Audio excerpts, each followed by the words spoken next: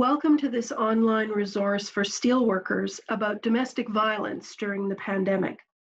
Maybe you're concerned about a coworker, friend, family member, or neighbor. You want to be supportive, but you're not sure how to do that, especially when we have to keep a physical distance. The USW wants to help you know your options for being supportive. First, a word about terminology. We'll talk about the target of domestic violence rather than the victim. Another preferred word is survivor. Domestic violence has increased during the pandemic and may remain high even as restrictions are lifted. At the same time, it's become more complicated to access services. Stay-at-home restrictions mean abusers and their targets are stuck at home together. And women's shelters have room for fewer residents in order to give women enough physical distance. Women are diverse, so we don't all experience domestic violence in the same ways. Some groups of women are at higher risk of experiencing violence that leads to serious injury or death, or are facing barriers to finding support services.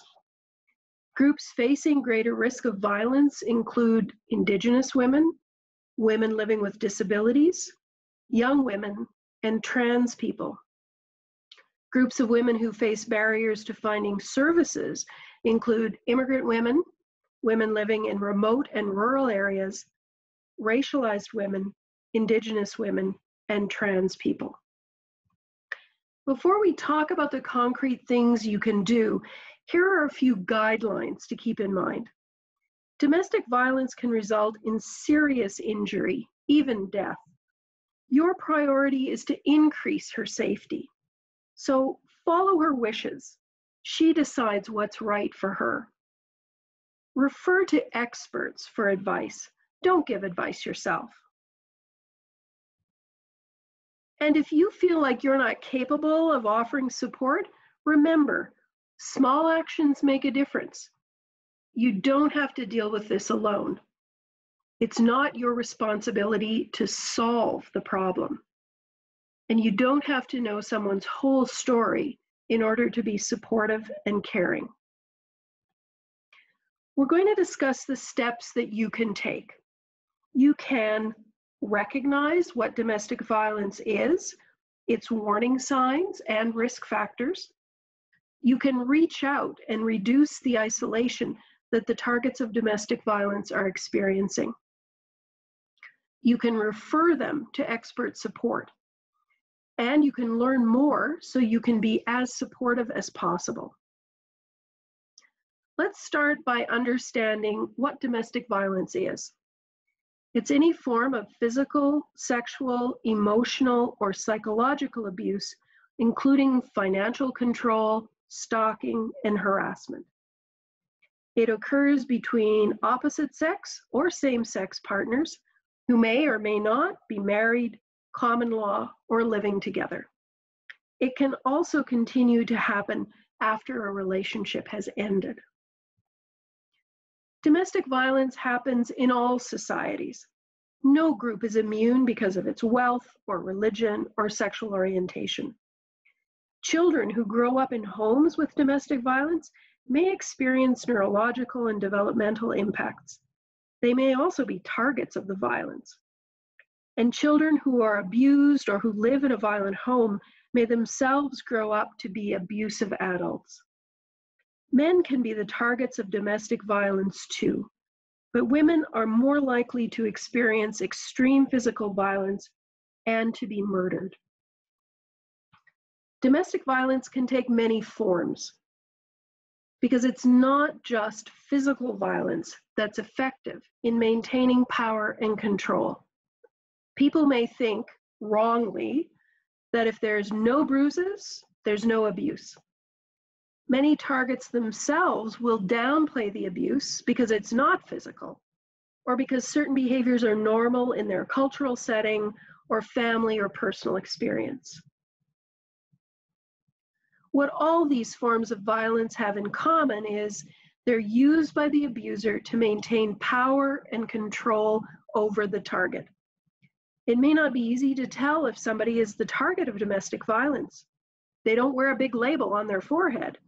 So we have to learn to recognize the warning signs that someone may be experiencing domestic violence. In the workplace, domestic violence often comes to the union's attention first as performance issues, when the worker is about to face some form of discipline. But there will likely be signs before then. We just have to know what to look for.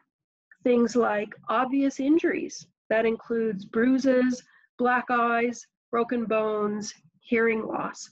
These are often attributed to falls or accidents or being clumsy. Wearing clothing that's not appropriate to the season, like long sleeves and turtlenecks in the summer, or sunglasses in a dark room, or unusually heavy makeup. Uncharacteristic absenteeism or lateness and other performance issues. Using drugs or alcohol to cope. Other warning signs are a change in job performance, like poor concentration and errors, slowness, and inconsistent work quality. Requests for special accommodation, to leave early or to change a schedule. Disruptive phone calls or visits from the abuser, and being unwilling to go home at the end of her shift or workday. This isn't an exhaustive list. And just because someone shows one or more of these warning signs doesn't mean that they're being abused. So see the list as a starting point. Use it to start paying more attention. We can also pay attention for signs that someone is an abuser, is perpetrating domestic violence against someone else. Those signs include using verbal put-downs, dominating the conversation, checking up on her all the time, suggesting he's the victim, isolating her, acting as if he owns her, and lying to make himself look good. And finally, it's also important to be able to recognize clues that the physical violence is likely to escalate up to and including murder. We call those clues risk factors. And when there are several of these in combination, the danger to the target is increasing. A situation is high risk when the abuser has a history of domestic violence, is going through major life changes, such as losing their job, separation or divorce, or having depression. A situation is high risk when the abuser shows obsessive behavior, has threatened to kill themselves, is becoming increasingly violent, has threatened to kill the target in the past, or overuses alcohol or drugs. These are the most common clues that risk is increasing, but there are others, including the target herself having an intuitive sense of fear, a gut feeling, as well as the abuser having access to a weapon, being convinced that the target is in a romantic relationship with someone else, and isolating the target from friends and family. So let's say you've recognized some of the warning signs and risk factors and are worried that a coworker or friend or neighbor may be experiencing domestic violence. What do you do next? Reach out and reduce isolation. And how do you do that? Ask her. Don't jump to conclusions. Just name it and check it in a short conversation. You can say things like, "I've noticed that you have a bruise on your face. Are you okay? You seemed nervous and distracted on our video meeting this morning. Is everything okay? Your partner was yelling at you in the parking lot last night. Are you concerned about that?" If she doesn't disclose to you that she's experiencing domestic violence, that's okay. Maybe she really is fine, and that's a good thing. Maybe she just isn't ready to disclose, but you've shown her that you care, and that's important. Either way, you can say something like, I just wanted to make sure you're safe, and I'm always glad to talk with you. If she does disclose an experience with domestic violence, you can say, I believe you, and ask, do you want me to reach out to you regularly? What's the best way to reach you safely? Phone, text, video call? How else can I support you? If she asks for regular contact, make sure you do keep in touch regularly. Domestic violence thrives in isolation. You can help reduce isolation by reaching out. Here are some additional tips for reaching out safely when you aren't both in the same location. On the phone, ask questions that can be answered with yes or no. This may reduce risk if the abuser is listening. For example, would you like me to call a shelter on your behalf? Should I look for some services that might help you and call you back? Would you like me to call 911? We'll share some links to services in a moment. If you're communicating using text messages, social media, WhatsApp, or email, ask general questions. This may reduce risk if the abuser is checking her device or accounts. For example, you can type, how are you doing? How can I help you out? Or get in touch with me when you can. If the woman you're in touch with asks you to help them find support services, or if you need to seek advice on how to handle a situation, you can turn to these websites to find nearby services. Sheltersafe.ca is an interactive map to help you find women's shelters and other support services by geographic area. 211.ca allows you to choose your province using a drop-down menu and find out about referral services. Note that it doesn't include resources for New Brunswick, Newfoundland and Labrador, or any of the Northern Territories yet.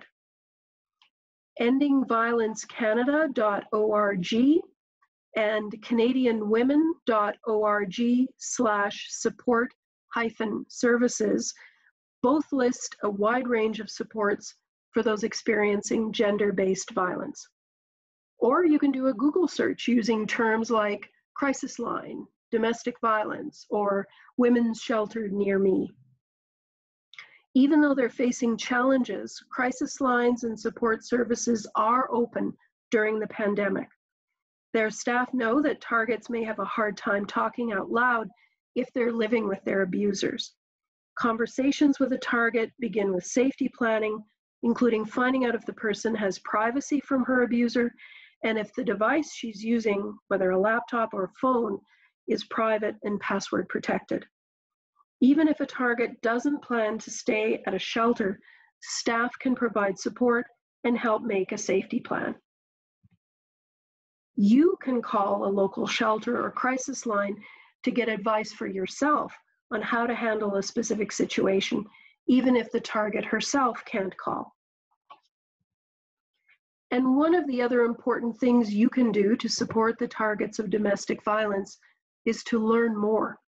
Some excellent websites include the Canadian Labour Congress's Domestic Violence Resource Centre at domesticviolenceatwork.ca, Ending Violence Association of Canada at endingviolencecanada.org, Western University's Anti-Violence Learning Network at learningtoendabuse.ca, the Canadian Women's Foundation at canadianwomen.org/thefacts/gender-based violence, and USW's Women of Steel page at usw.ca/women of steel.